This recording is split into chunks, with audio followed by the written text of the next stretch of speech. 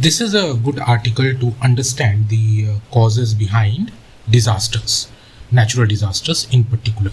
So, a landslide happened in Wayanad of Kerala in 2024. It was a very devastating. It had a very devastating impact. A latest research came out and it is saying that it happened because of the combined effects of climate and geology. Climate means climate change, obviously, and geology means it is you can understand geology as the nature, composition, and structure of rocks and materials beneath the surface in an area. So, particularly, suppose this is the area of Wayanad. So, at the surface, you may be finding normal soil, forested regions, or wetlands or hills. But what is underlying beneath that? What kind of rocks it is having? What is the composition of rocks? How old the rocks are? So this is called geology. And a study of all these is called geomorphology. So it says that climate change along with the geology caused the 2024 Wayanad landslide. Means not only climate change, how climate change can impact and how geology can impact. This is about the overall research. So why I picked this news article from today's The Hindu is that this is a very you can say sweet spot from where questions can be framed, and UPSC actually frames questions regarding interlinkages. It links one thing, one subject with something else, and a question is very easily framed. For example, it is an interlinkage of environment plus geography, right? At this interlinkage, this article is all surrounded. Now, suppose consider this question that climate change is a major but not the sole determinant of landslide disasters. So, if suppose this kind of question comes, so obviously one thing is climate change, then it is saying it is a major but not the sole determinant of landslide disasters, and it is saying discuss. Means here you need to give arguments, because here it is discuss means you need to give some kind of cause and effect relationship. So first you need to tell that yes, landslide disasters are happening because of climate change. Landslide disasters happening because of climate change, and you write about how climate change is impacting it, how climate change is leading to landslide disasters. First is climate change, then extreme rainfall, then heavy runoff along the hills or mountainous regions, and landslides. Then you can connect. So this is a cause and effect relationship. We first picked up climate change. With climate change is related extreme rainfall. With extreme rainfall is related runoff, and because of the runoff, landslide is happening. So you can explain this in nearly 20-30 words. So one point is over regarding this part of the question. Then you can also say that climate change, other than extreme, no, we cannot guess when it is happening. So it is like totally, it is coming as a natural thing, and we are not ready for it. So this also you can connect that because of the climate change, because of the changing weather, because of the rising heat, rising temperature, it has become unpredictable. Unpredictable rainfall means, again, we are not prepared. Something is happening suddenly, and because of not prepared, landslide disasters, and then it is leading to heavy losses of life and livelihood. So these two things you can connect with climate change. Now the second part of the question is saying it is not the sole determinant of landslide. Means what are the other aspects? That are also responsible for this landslide disasters other than the climate change? Then here comes geology. How geology? The composition of rocks. So suppose the rock is not that strong enough, not that well ingrained enough So it is like a very loose kind of rocks, and then on that loose kind of rock, if extreme rainfall comes, then obviously it will lead to heavy runoff. So this is something like how it is impacting. Then you can talk about water weathering.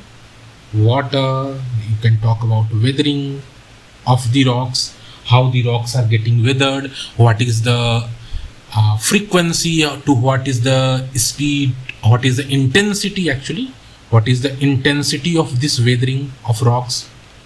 You can write about fractures within the rocks, or pressures between the rocks. You can talk about slope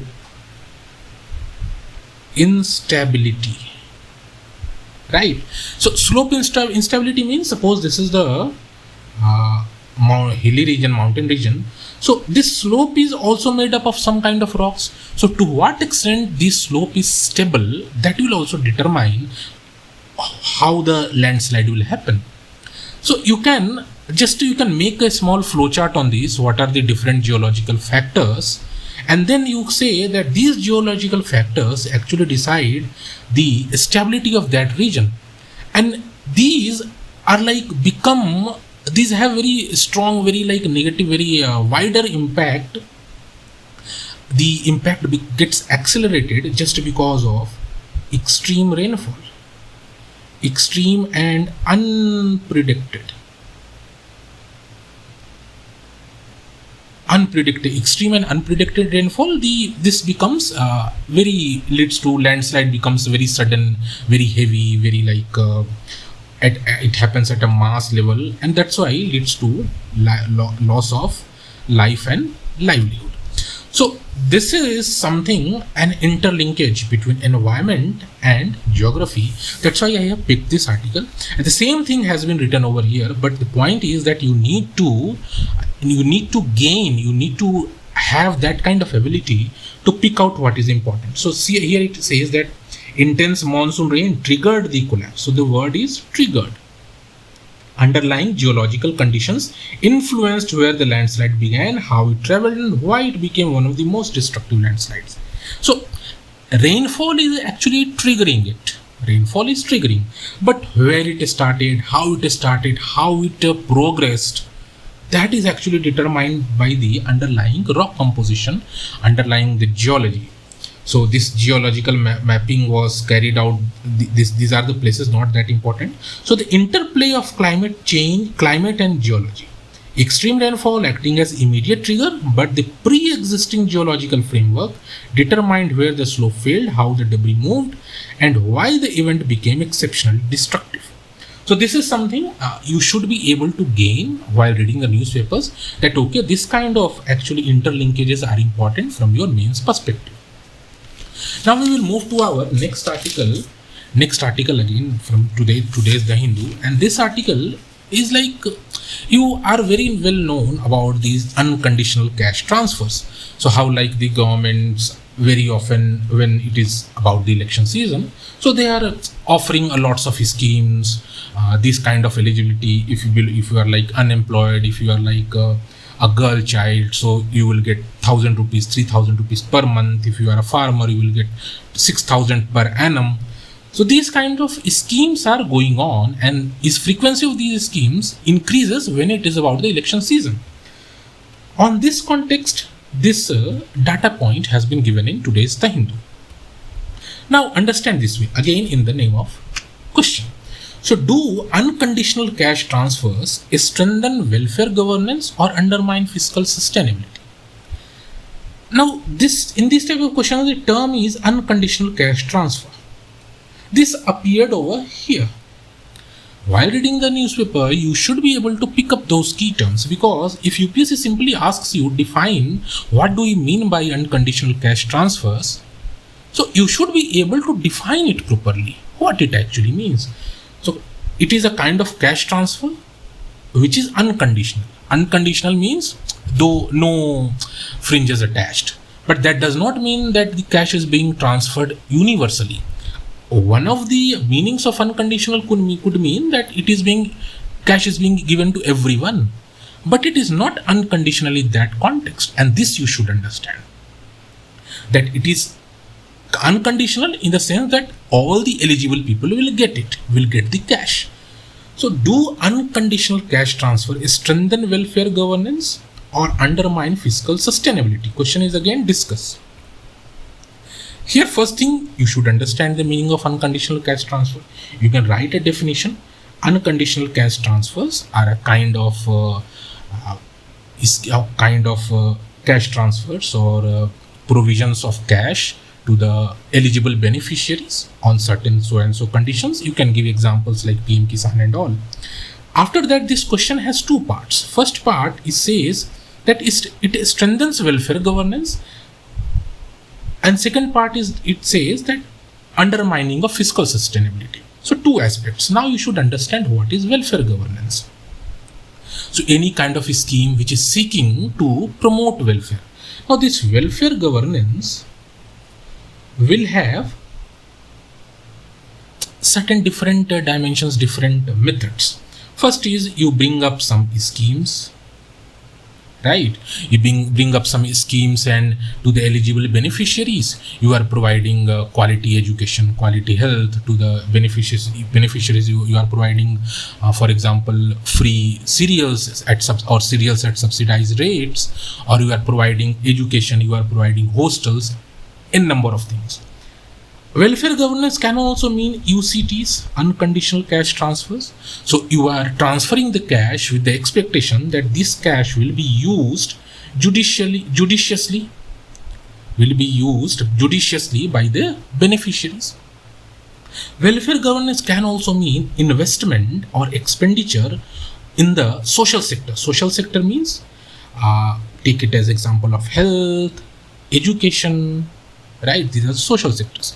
So how the government is spending on these social sectors, that will also become a part of welfare governance.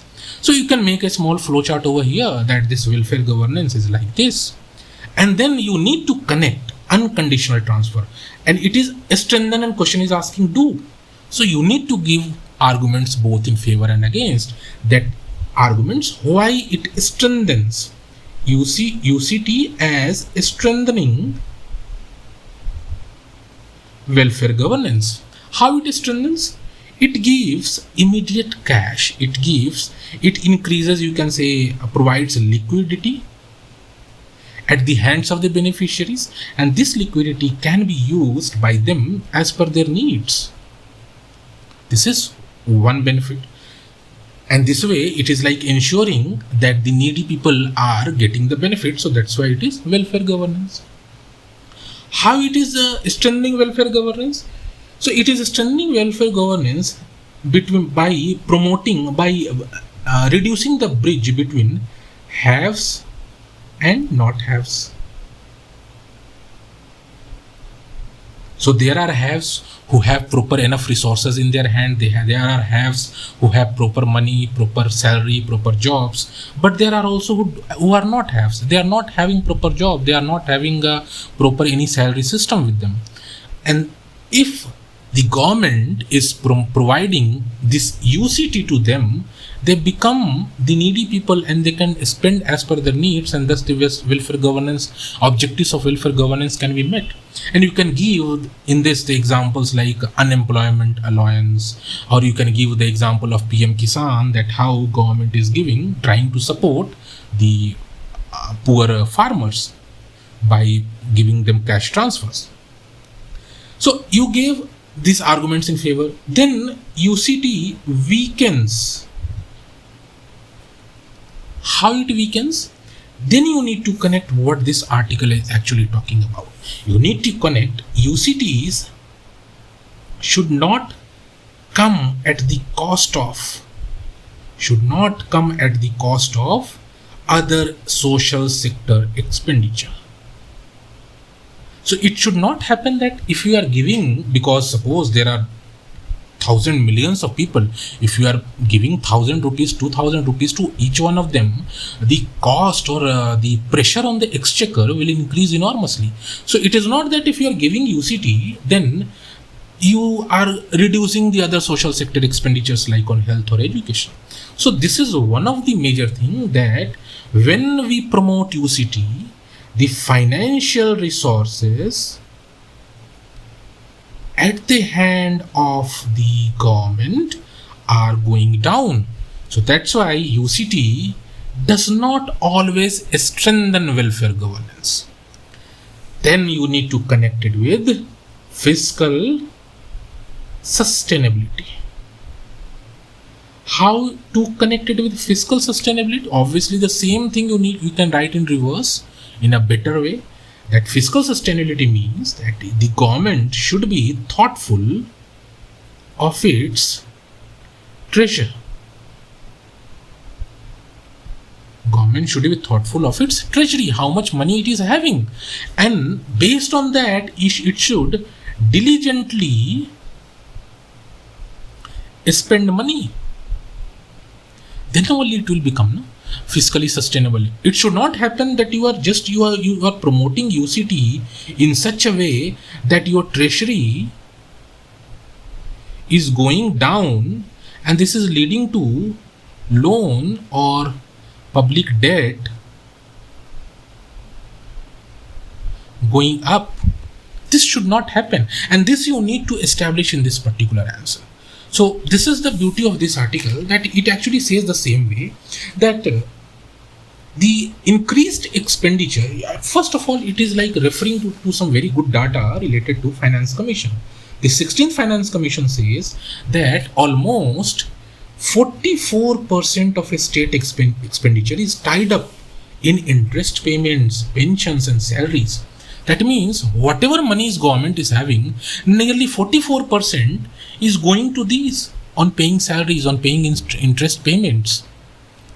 So very less is remaining in hand to spend on necessary infrastructure or to spend on health and education. So it is saying that, it also says that there is no commensurate increase in spending on these sectors with the increase in spending capacity. So even if it says that even if the spending capacity of the government is increasing, that spending capacity, increased spending capacity, is mostly going on to be spent on issues like UCTs, and not on creating better schools, creating better infrastructure, creating better hospitals.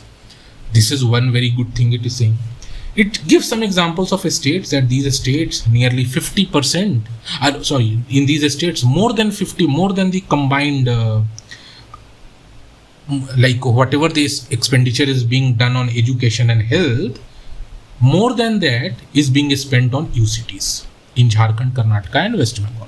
So suppose they are spending 100 rupees on education and health, more than 100 rupees is being spent on UCT.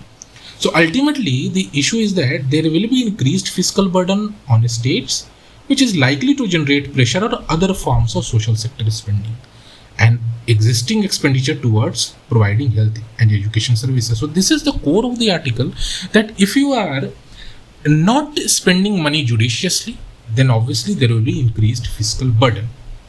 So this is something important with respect to this article.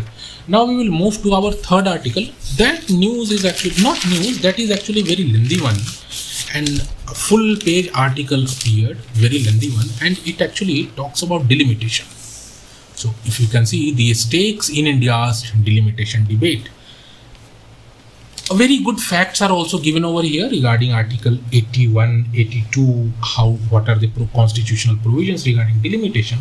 But to understand this article, think this way, that delimitation is essential for representative democracy, but its process must remain insulated from political considerations. This is the core crux of this entire article. It says that yes, for effective representative democracy, delimitation is important, but any delimitation or redrawing of the constituencies should not be based on political considerations. We will understand what it is all about. So basic stuffs I won't be discussing what is delimitation and all, because I expect that you know all these. Delimitation is very basic. Suppose this is the country. So how many representatives will be representing this country in the Lok Sabha? That needs to be decided. Suppose these are constituencies, These are constituencies, and one member is getting elected from all the constituencies, and they are representing that particular constituency in the Lok Sabha. So in our Lok Sabha, in our parliament, this constituency has been created long ago. It says here that it has been last delimitation. Last time Lok Sabha seats were reallocated among states was in 1973, based on 1971 census. Just imagine how far it is, nearly more than 40 years ago, and based on the census of 1971. At that time, the population distribution among the states was totally different. That's why there is an increase of demand or increased debate on that. Again, new delimitation should happen. But the problem here is that the objective of the recent discourse is not just about representative democracy, but also political considerations. How? For representative democracy, it means that the level of the population of a particular constituency, the number of representatives per political constituency, should be almost similar across the country. For example, suppose the state of Kerala, and in Kerala, the representative or MP is one MP per, suppose, 10 lakh population, right? So for each and every 10 lakh population, on an average, there is one MP coming from Kerala. For Bihar, take the example of there is one MP for 20 lakh population. Because population has increased in Bihar a lot in comparison to Kerala, not just Bihar, for northern states, UP, Bihar, even West Bengal. So when the constituency got created, at that time the average was more or less similar across the states. For example, that time, suppose on an average, one MP per 8 lakh population. For example, one MP per 8 lakh population in 1973 when the delimitation happened. But the population increase in Kerala was very balanced, was not that high, but in Bihar it has increased at a very rapid pace. So in Kerala the population, the MP representation is 10 lakh, but in Bihar it became 20 lakh. So what the thing was that on an average 8 lakh people were represented by one MP in 1973. That has changed and the gap has widened a lot. So what is happening that in Bihar, less number of MPs are representing more number of people. That means the governance, the MPs will not be able to address their concerns effectively. Obviously, suppose there is one doctor that doctor is dealing with 10 patients on a daily basis, but the other clinic, one doctor is dealing with 100 patients on a daily basis. So obviously the doctor with 100 patients will not be able to give proper time to all his or her patients. So this is something that talks about representative democracy. That democracy should be represented properly, effectively, equivalently, proportionately. It is not this kind of gap. So this is the major reason. This is one of the reasons why delimitation is again to be sought for, and why northern states are favoring this delimitation. That if our population has increased, then the number of representatives should also increase. But if this increase happens, then Kerala will lose, because suppose Kerala has only 10 MPs today and Bihar has 15 MPs today, then at the changed population level, suppose Kerala gets 12 but Bihar gets 25 MPs. So this representative democracy, representatives should be increased, but this kind of the north-south divide is there. Now north-south divide is there, and south feels that north will get more number of MPs. So if in the Lok Sabha north gets more number of MPs, then any leader from the north will be able to create policies and will be able to dominate the discourse, dominate the debate. And this way the south feels that their concerns will be sidetracked, it will be negated, it will be put on the back burner. So representative democracy is essential but it should be also judicious. Now come to the second aspect. It talks about political considerations. Political considerations is something very beautifully explained in this article. If you have time, you should read it, at least this end paragraphs. What it actually says is that suppose in the constituency, political considerations here simply means that delineating the constituencies based on the political party support base. For example, suppose this is the state of Kerala. In this Kerala, this region has a popular base of the political party called BJP, and this region has a popular base of party called INC, right? And this region also has INC, this region has also INC, all these are INC. And in these particular regions also, particular patches are there where BJP supporters live.